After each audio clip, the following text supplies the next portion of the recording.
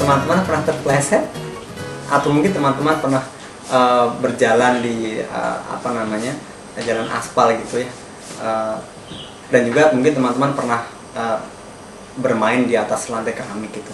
Nah, jika kita perhatikan dengan seksama, aspal dan keramik merupakan dua permukaan yang berbeda gitu. Nah, secara intuisi kita bisa memprediksikan bahwa aspal dan keramik memiliki tingkat kekasaran yang berbeda. Tentu saja aspal lebih kasar dibandingkan dengan keramik. Nah, dalam ilmu fisika, tingkat kekasaran ini berhubungan dengan yang namanya gesekan.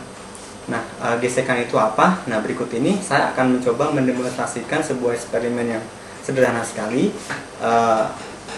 Saya menggunakan beberapa alat. Yang pertama adalah Newton meter. Newton meter adalah suatu alat yang digunakan untuk mengukur besarnya gaya. Nah, di alat yang saya gunakan ini ada skala 10, 20, 30. Dan di sini ditunjukkan satuannya gram. Nah, setelah dikonversi, masing-masing skala ini menunjukkan 10 itu sama dengan 1 Newton, 20 2 Newton, angka 30 menunjukkan gaya sebesar 3 Newton, dan seterusnya. Nah, kemudian yang kedua adalah benda. Benda di sini saya berikan beban, kemudian 3 buah atau 3 macam permukaan yang memiliki tingkat kehalusan atau tingkat kekasaran yang berbeda-beda. Permukaan di sebelah kiri memiliki permukaan yang paling halus dibandingkan dengan yang lain.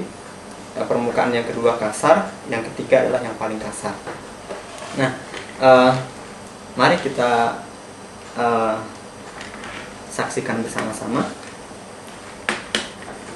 Yang pertama, saya akan mencoba untuk menarik beban ini di permukaan yang kasar.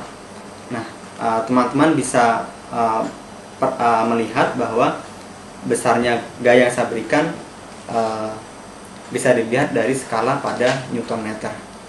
Nah, saya berikan gaya 1 Newton, ternyata benda belum bergerak. Saya naikkan lagi 20 Newton. Nah, sekitar 2 Newton gaya yang saya berikan, ternyata benda tepat bergerak. Nah, bagaimana dengan permukaan yang kedua? Permukaan yang kedua tentu lebih kasar dibandingkan permukaan yang pertama. Nah, saya berikan gaya 10 Newton, ternyata belum apa-apa, belum bergerak. Kemudian 20 Newton, belum bergerak juga. Kemudian 25, skala 30 sama dengan 3 Newton, maaf. Kemudian 3,5 Newton. Nah, tepat di 3,5 Newton benda bergerak. Nah, bagaimana dengan permukaan yang ketiga? Teman-teman mungkin bisa memprediksikan dari 2 percobaan yang sebelumnya, ternyata permukaan yang lebih kasar membutuhkan gaya yang lebih besar. Tentu saja pada permukaan yang ketiga teman-teman bisa memprediksi bahwa gaya yang saya berikan seharusnya lebih gede gitu, lebih besar ya. Nah, mula-mula saya akan berikan gaya sebesar 20 Newton. 2 Newton, maaf. Belibet saudara-saudara. 2 Newton, belum apa-apa. 3 Newton, belum apa-apa juga. 3,5 Newton, belum terjadi apa-apa. 40, 4,5, maaf. 5. Nah, kita lihat sekali lagi. Sekitar 5 sepertinya tadi ya. 5. Saya naikin lagi 5,5. Hampir 6. Tanyanya putus teman-teman. Nah, tapi tidak apa-apa. Untuk sementara saya sambung dulu ya. Di pause dulu. Ketemu lagi dengan saya dengan tali yang berbeda. Oke, saya akan coba tarik lagi ya. Saya kasih dia, saya beri dia gaya di 3 Newton, belum apa-apa. 4 Newton, belum terjadi apa-apa. 5, 5,5, 6.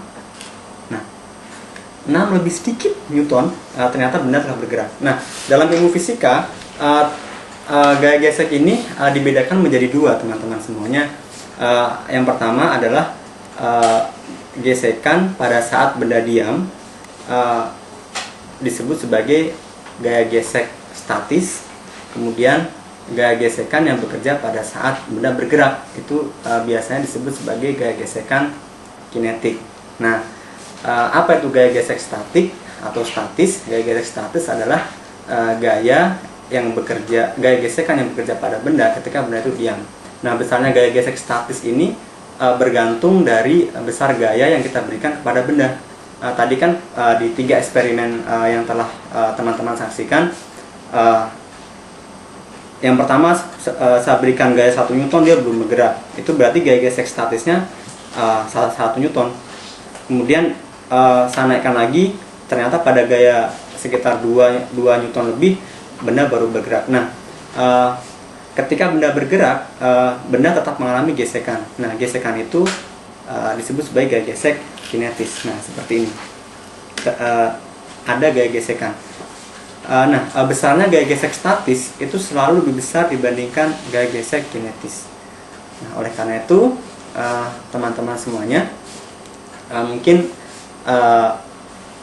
teman-teman bisa membuat suatu eksperimen yang lebih canggih dibandingkan ini, gitu, dengan alat-alat yang sederhana, dan juga teman-teman bisa membuat aplikasi dari eksperimen yang telah kita lakukan. Nah, oleh karena itu, untuk lebih jelasnya, teman-teman bisa mengakses artikel, kemudian soal-soal, kemudian video-video eksperimen yang lain yang terkait dengan eksperimen ini di www.kucingfisika.com. Sebentar, teman-teman juga bisa mengupload video hasil eksperimen teman-teman juga, tapi ukurannya jangan gede-gede ya.